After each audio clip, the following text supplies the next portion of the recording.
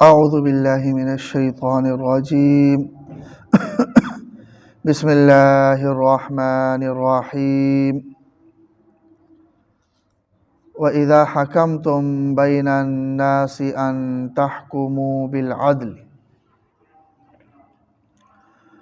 وَإِذَا حَكَمْتُمْ بَيْنَ النَّاسِ، اور جب تم فیصلہ کر لو لوگوں کے درمیان، ان تحکموا بالعدل، تو انصاف کے ساتھ فیصلہ کرو۔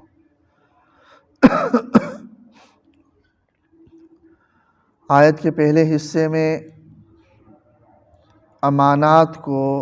ان کے مستحقین تک پہنچانے کا حکم تھا،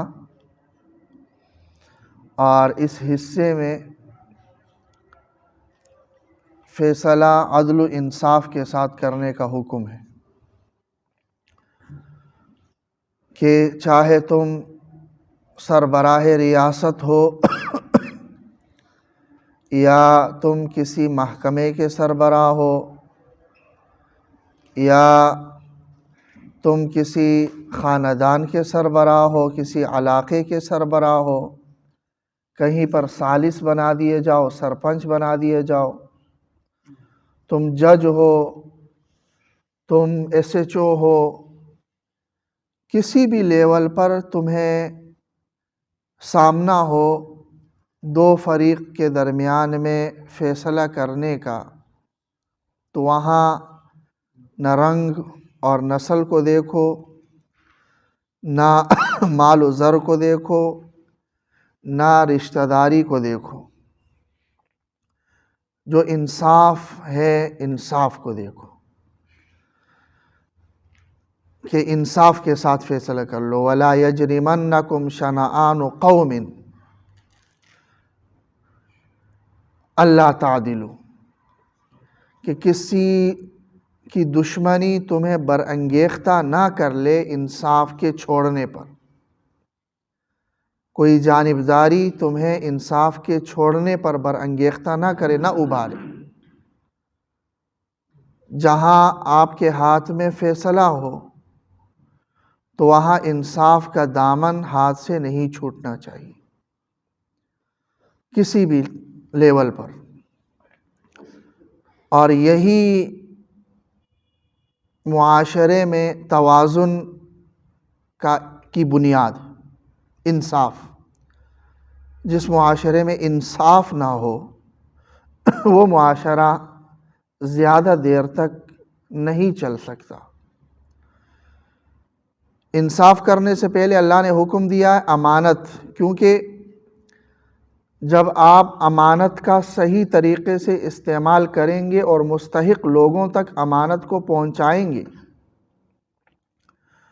اور مستحق اور اہل لوگ عہدوں پر آئیں گے، تب ہی جا کر انصاف کا بول بالا ہوگا۔ اگر نااہل لوگ آپ نے چنے ہیں، منتخب کیے ہیں، تو آگے پھر انصاف نہیں آ سکتا۔ ان نااہلوں کے ٹولے کو لے کر آپ کسی بھی طور پر انصاف نافذ نہیں کر سکتے اور معاشرے کے توازن کو قائم نہیں کر سکتے جب تک کہ آپ عہدوں پر اہل لوگوں کو نہ لائیں۔ اسی لیے پہلے اہل لوگوں کو امانت سپرد کرنے کا حکم ہے۔ یہ نہیں کہ امانت آپ جو حقدار نہیں ہے اسے اس لیے دے دو کہ وہ غریب ہے، نہیں، امانت جس کی ہے، جو اہل ہے، اس کو دینی۔ اس لیے آپ اس کو امانت سپرد کر رہے ہیں کہ وہ آپ کا رشتہ دار ہے، اس لیے وہ آپ امانت سپرد کر رہے ہیں کہ وہ آپ کی پارٹی کا ہے۔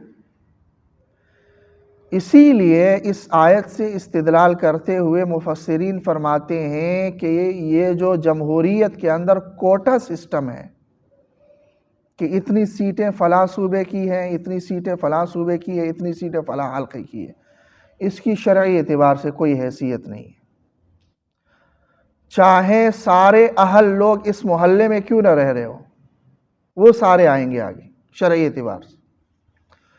یہ نہیں کہ چترال میں بیٹھا ہوا شخص ہے، وہ چونکہ اس کا حلقہ ہے تو اس نے منتخب ہو کر آنا ہے اگرچہ وہ نااہل ہے۔ ہاں یہ ٹھیک ہے، کہ اگر وہ اہل ہیں تو اس کو ترجیح دی جائے، اس کی تو گنجائش ہے، لیکن یہ نہیں کہ وہ نااہل ہے تو اسمبلی میں وہی آئے گا کیونکہ اس کا کوٹا ہے۔ شرعی اعتبار سے یہ ہے کہ ان تؤد الامانات، جو اہلیت رکھنے والا ہے۔ تو جو ہماری جمہوریت ہے اس پہ تو بہت طویل بحث ہو سکتی ہے کہ یہ شرعی اور اسلامی جمہوریت ہے یا نہیں ہے، لیکن یہ ایک نکتہ یہاں اس آیت سے ہمیں مل رہا ہے کہ اللہ تبارک و تعالیٰ فرما رہے ہیں کہ اہلیت کو دیکھا جائے گا، یہ نہیں کہ ہاں یہ فلاں برادری کا ہے، فلاں علاقے کا ہے تو یہی منتخب ہو کر آئے گا، باوجود یہ کہ دوسرا اس سے زیادہ اہل ہو۔ تو ایک تو اہل لوگوں کو آنا چاہیے اور پھر انصاف ہوگا، لیکن اس کا یہ مطلب نہیں ہے کہ نااہل لوگ سارے جمع ہیں تو آپ انصاف سے کام نہ لیں۔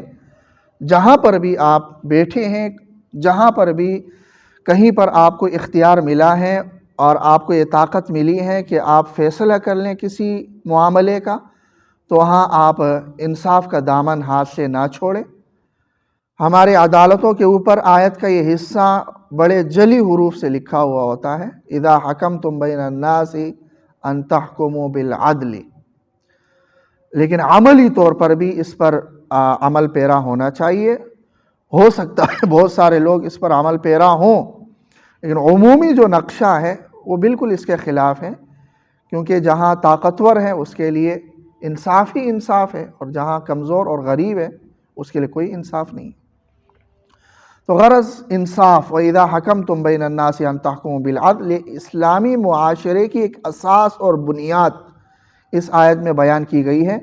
ایک، نااہل شخص عہدے پہ نہ آئے، نمبر دو، ناانصافی نہ ہو۔ ان اللہ نعم ما یعظکم بہ، بے شک اللہ تبارک و تعالی بہت اچھی باتوں کی تمہیں نصیحت کر رہا ہے۔ یہ جو باتیں اللہ بتا رہا ہے، جن احکامات جو بتا رہا ہے، یہ احکامات اور یہ باتیں بہت اچھی ہیں، کہ انصاف کا حکم ہے اور اہل لوگوں کو آگے لانے کا حکم ہے، تو یہ اچھی باتیں ہیں۔ تم بھی اچھی باتیں کرتے ہو، اچھے قوانین بعض دفعہ بناتے ہو، لیکن فرق یہی ہے کہ ان اللہ کان سمیعا بصیرا، اللہ تبارک و تعالی ہر چیز کا سننے والا ہے اور سب کچھ دیکھنے والا ہے۔ تمہارے بنائے ہوئے قانون اور اللہ کے بنائے ہوئے قانون میں فرق یہ ہے کہ اللہ کے قانون میں کوئی غلطی نہیں ہو سکتی، کوئی نقص نہیں ہو سکتا، کوئی عیب نہیں ہو سکتا، کیونکہ اللہ سمیع و بصیر ہے، ہر چیز کا سننے والا ہے اور سب کچھ دیکھنے والا ہے۔ ایسا ہو ہی نہیں سکتا کہ اللہ مستقبل بینی نہ ہو اللہ کے قانون میں،